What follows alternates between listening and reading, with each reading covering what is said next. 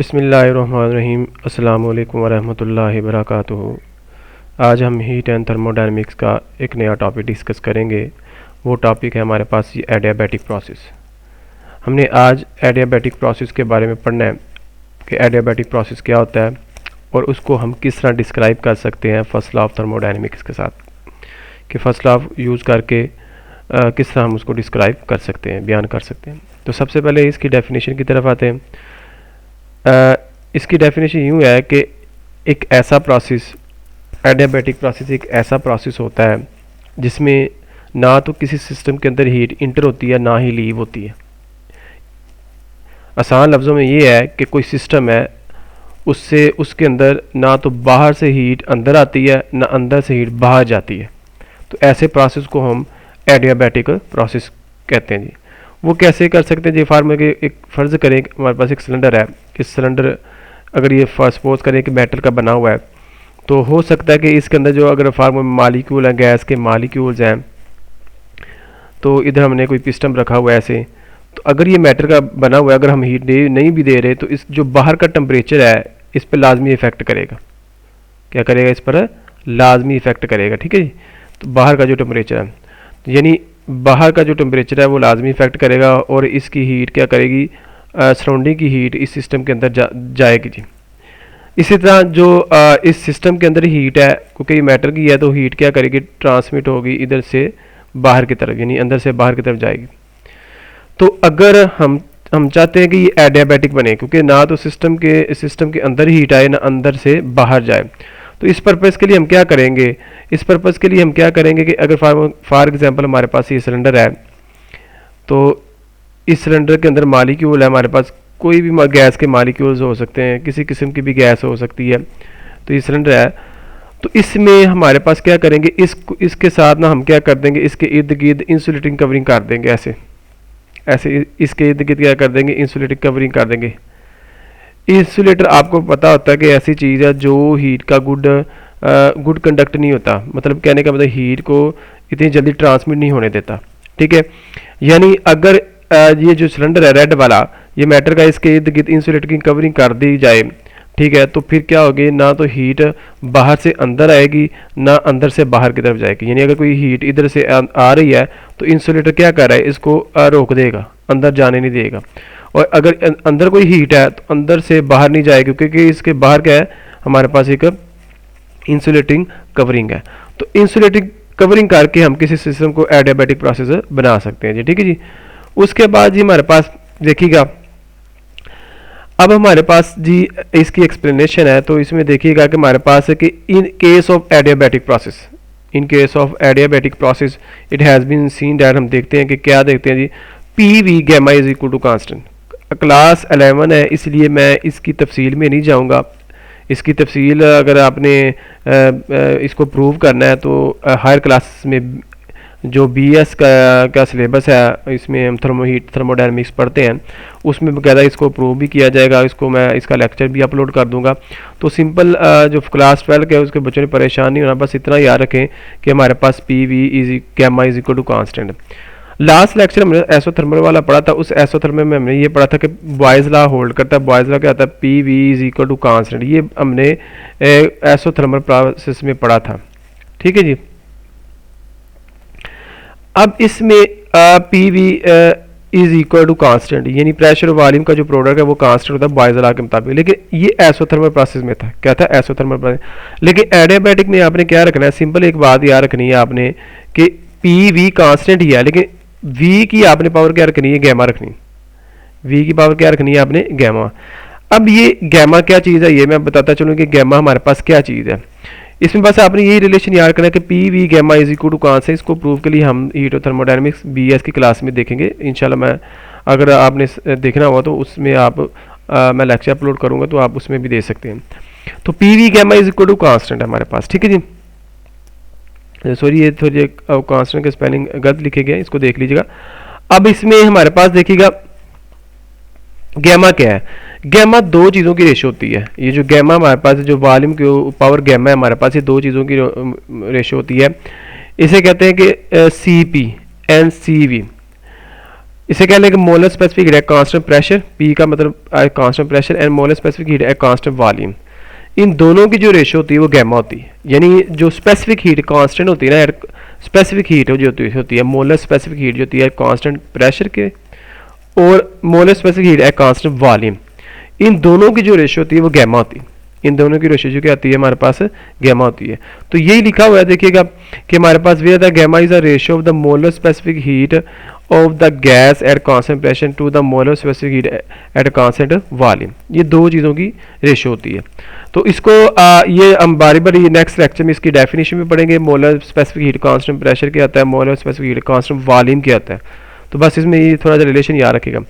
अब इसमें देखिएगा ये कर्व आपको नजर आ रही है, ये हमारे पास पहले थी, हमने आइसोथर्म की पढ़ी थी पिछले लेक्चर में, याद हो आपको ये वाली। इसमें भी ऐसे ही होता है, इसमें भी ऐसे ही होता है कि पी वी गैमा है हमारे पास इज इक्वल टू कांस्टेंट है। तो इसमें भी ऐसे ही होता है कि हमारे पास कि वॉल्यूम बढ़ता है और प्रेशर क्या होता है, कम होता है। देखिए हमारे पास देखिए ये वॉल्यूम इनिशियल क्या था, ज़्यादा था, और यहाँ पे इस स्टेज पे हमारे पास क्या है जी, प्रेशर हमारे पास क्या है, ज़्यादा है, और इसमें हमारे पास जी प्रेशर यहाँ पे क्या है हमारे पास कम है जी, ठीक है। लेकिन इस पॉइंट पे देखिए, इस पॉइंट पे अगर देखिए वॉल्यूम यहाँ से अब यहाँ आ गया, ठीक है। अगर फार्मूला ये यहाँ पे V1 करूँ और यहाँ पे मैं V2 करूँ तो वॉल्यूम देखिए बड़ा है, लेकिन प्रेशर क्या हुआ है, कम हुआ है। प्रेशर क्या हुआ है, कम हुआ है। यानी अगर फार्मूला यहाँ पे 10 पास्कल टेम्परेचर था, फर्ज में यहाँ पे 2 पास्कल है, ठीक है, फर्ज सपोज कर ले, तो प्रेशर हमारे पास कम हुआ है और वॉल्यूम इंक्रीज हुआ है। फार्मूला यहाँ पे 2 था और यहाँ पे वॉल्यूम क्या हो गया, 4 हो गया, ठीक है, सपोज कर लें।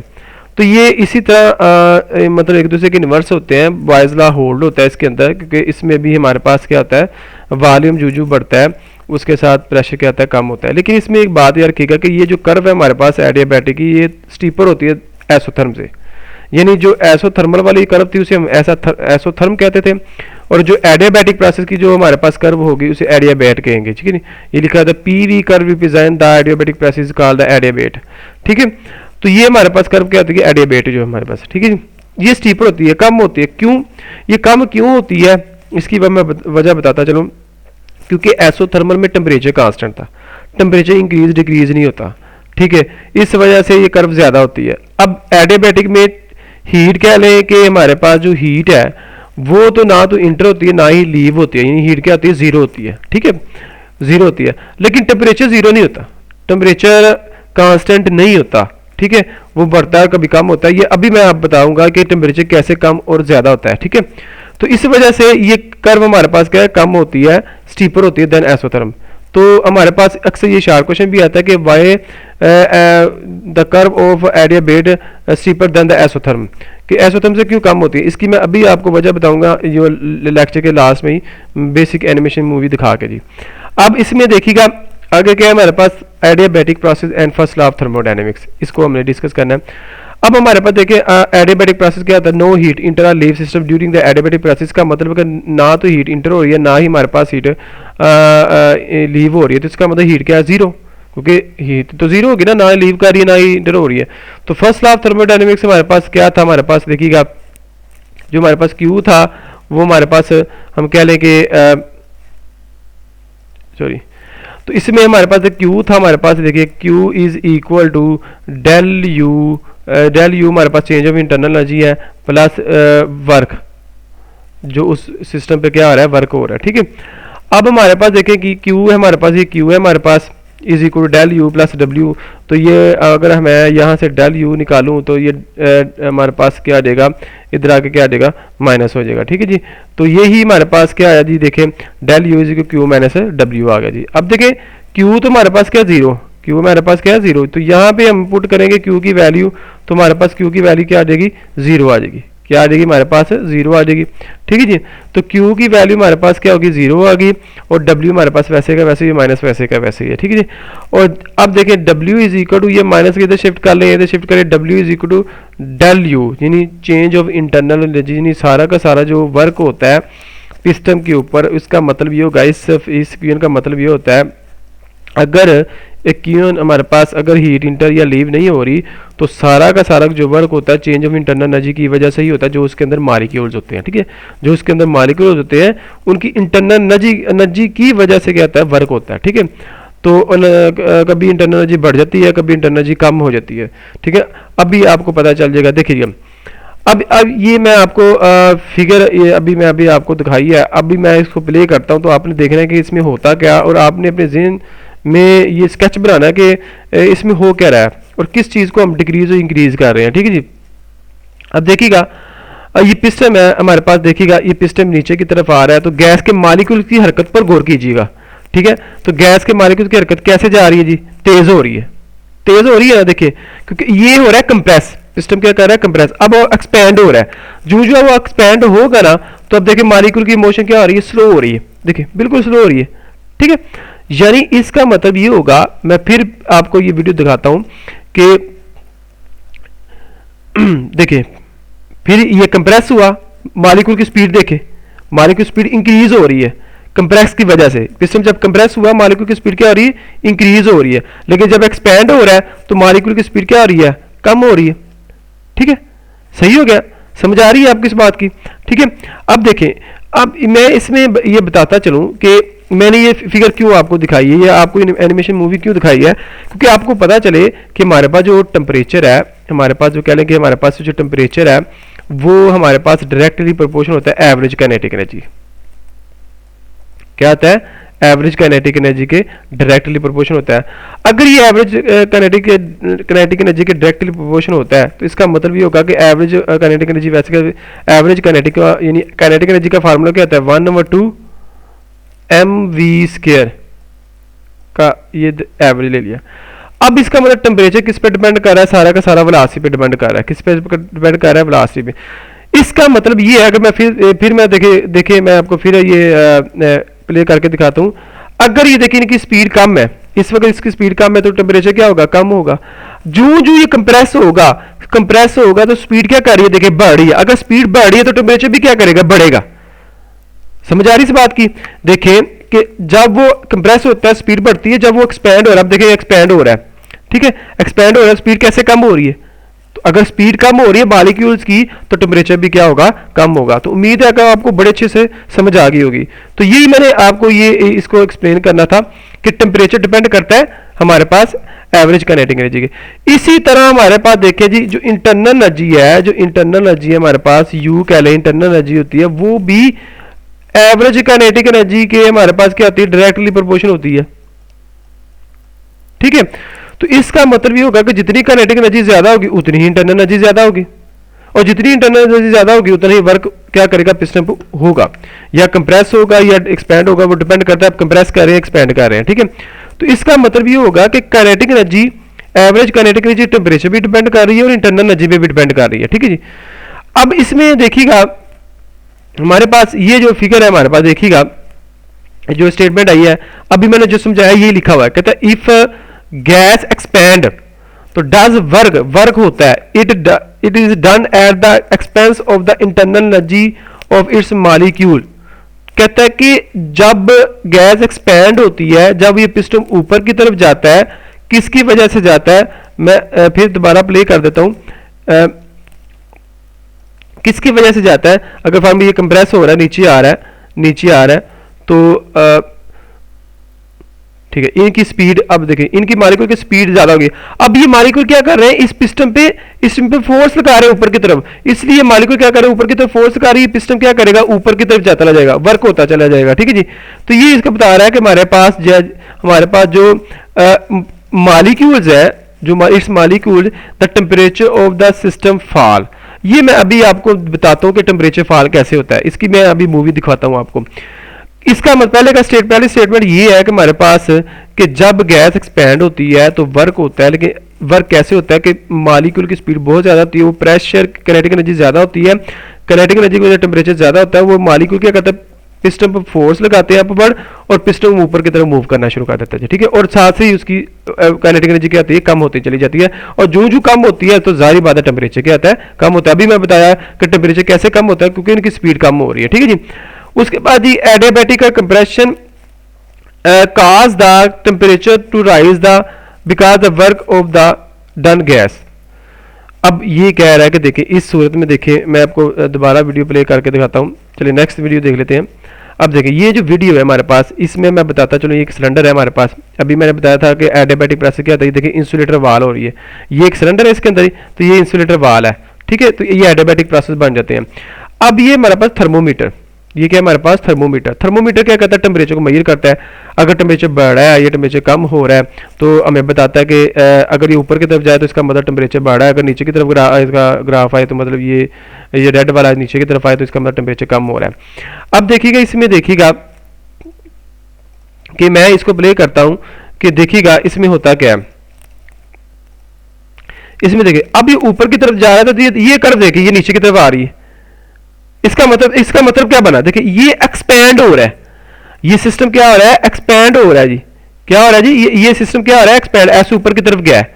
जब ये एक्सपैंड होगा, इसके मॉलिक्यूल की मोशन कम होगी, स्पीड कम होगी, टेम्परेचर क्या करेगा फॉल। ये थर्मोमीटर देखिए रेड वाला क्या कर रहा है, कम कर रहा है, ठीक है। मैं फिर भी ये ऑन करता हूं, देखिए बिल्कुल कम हो रहा है, ऊपर की तरफ जाएगा, ठीक है। इसी तरह जब कंप्रेस होगा तो टेम्परेचर क्या होगा, ज्यादा होगा, टेम्परेचर क्या होगा, ज्यादा। देखिए अब ये नीचे है, नीचे का मतलब कंप्रेस है। देखिए इस सूरत में देखिएगा कि हमारे पास देखिएगा ये एक्सपैंड है, ठीक है। एक्सपैंड का मतलब जब नीचे आएगा तो टेम्परेचर ऐसे बढ़ेगा ऊपर की तरफ, ऐसे ऊपर की तरफ जाएगा, ऐसे कंप्रेस जब होगा। देखिए जब ये देखिए इसकी हालत में देखिए जब हमारे पास ये देखिए जब इसकी हालत में देखिए ये सेम है तो देखिए मॉलिक्यूल की मोशन ज़्यादा थी और इस वक्त टेम्परेचर क्या है, ज़्यादा है। तो जब ये एक्सपैंड होगा तो टेम्परेचर क्या करेगा, फॉल करेगा, और ये कर्व साथ साथ बनेगी, देखिए कर्व, ठीक है। तो ये चीज़ें हमारे पास थी। मैंने आपको उम्मीद है कि आपको समझ आई होगी इस डायग्राम से, इस फिगर से। मैं कोशिश करूंगा कि जो आइंदा वीडियो है वो भी उसके साथ भी एनिमेटेड मूवी लाजमी हो ताकि आपको ज़्यादा से ज़्यादा समझ आ सके। क्योंकि बाज़ का हम जब साइंस पढ़ते हैं तो यही होता है कि हम एक ख्याली पुलाव बना लेते हैं, ठीक है, कि ऐसे होता है ऐसे। मैं कोशिश करूंगा जितनी भी साइंस की फिजिक्स की वीडियो हो उसमें लाजमी तो एनिमेशन मूवी में लाजमी इंक्लूड करूं ताकि आपको ज़्यादा समझ आ जाए। तो इसका मतलब अगर दो रिजल्ट हमने निकाले कि ड्यूरिंग एक्सपेंशन टेम्परेचर कम होता है, फॉल होता है। क्या होता है, फॉल होता है। क्यों होता है, क्योंकि उनकी हमारे पास क्या आती है, एवरेज काइनेटिक एनर्जी कम होती है। एवरेज काइनेटिक का मतलब वेलोसिटी कम होती है, इसलिए टेम्परेचर क्या कहता है, फॉल। एक्सपेंशन में एक बात ये रखिएगा। लेकिन एडियाबैटिक कंप्रेशन में क्या होता है जी, हमारे पास टेम्परेचर राइज होता है। राइज क्यों होता है कि टेम्परेचर मॉलिक्यूल्स की जो स्पीड होती है वो बहुत ज्यादा होती है, टेम्परेचर क्या होता है, बहुत ज्यादा हो जाता है। तो इस वजह से जो इसका ग्राफ होता है स्टीपर होता है। क्या होता है जी, स्टीपर होता है इस वजह से, क्योंकि टेम्परेचर क्या हो रहा है, चेंज हो रहा होता है, ठीक है जी। उसके बाद जी इसमें एक note adiabatic curve when the gas expand and compress rapidly. अब इसमें एक लास्ट हमने एक एमसीक्यू डिस्कस किया था कि एसोथर्मल में तब ही होता है जब हम बड़ी स्लोली मूव करवाते हैं। एसोथर्मल में ये तब कर्व बनती है जब बिल्कुल स्लो मूव करवाते हैं। लेकिन ये कर्व तब बनती है, एडियाबैटिक कर्व तब बनती है जब हम बड़ी रैपिडली मूव कराते हैं, ऊपर नीचे एक्सपेंशन कंप्रेशन बहुत तेजी के साथ हो तब। ये तेजी का मतलब ये रैपिडली बड़ी तेजी के साथ हो तब ये जाके एडियाबैटिक प्रोसेस चेंज अकर होती है, ठीक है जी। और इसकी जब एग्जांपल हम डिस्कस करते हैं, rapid expansion from the air from the burst, जब टायर फटता है, ठीक ना, तो उसमें एडियाबैटिक प्रोसेस होता है। और जो रैपिड एक्सपेंशन है compression through air when the sound air is passing, जब किसी पाइप में से साउंड वेव गुजरती है तो उसके अंदर कंप्रेशन रेयर फ्रैक्शन आपको पता है बनते हैं, तो उसमें भी ये क्या करता है, यूज होता है। क्लाउड फॉर्मेशन में भी यूज होता है। बादल कैसे बनते हैं, बादल एटमॉस्फेयर में बादल का बनना भी क्या करता है, एडियाबैटिक प्रोसेस होता है। तो मैंने अभी बताया कि एडियाबैटिक स्टीपर देन एसोथर्म, ये अक्सर शॉर्ट क्वेश्चन भी आता है। इसकी वजह यही है कि इसमें टेम्परेचर कांस्टेंट नहीं रहता। टेम्परेचर कांस्टेंट ना होने की वजह से तो ये कहता है इसका ग्राफ कहता है स्टीपर होता है। या अब ये भी कह सकते हैं कि इसके अंदर ना तो हीट लीव होती है ना ही इंटर होती है, इस वजह से इसका क्या आता है, हमारे पास कहता है ग्राफ कहता है स्टीपर होता है। स्टीपर का मतलब कम होता है, इसका ग्राफ ज़्यादा, इसका ग्राफ कम है हमारे पास, ठीक है।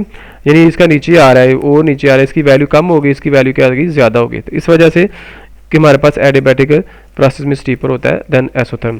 तो उम्मीद है कि आपको समझ आई होगी। और ये मेरे चैनल को लाजमी सब्सक्राइब करें, लाइक करें, कमेंट करें और शेयर करें, और दूसरों दोस्तों को भी बताएं ज़्यादा से ज़्यादा, ताकि जो जिस तरह के हालात हैं हमारे पाकिस्तान के, तो कॉलेज नहीं ओपन, तो इसलिए मैं चाहता हूँ कि ये स्टूडेंट्स इससे फ़ायदा उठाएं घर बैठ कर ही, ठीक है, तो आज का लेक्चर ख़त्म होता है। Thank you.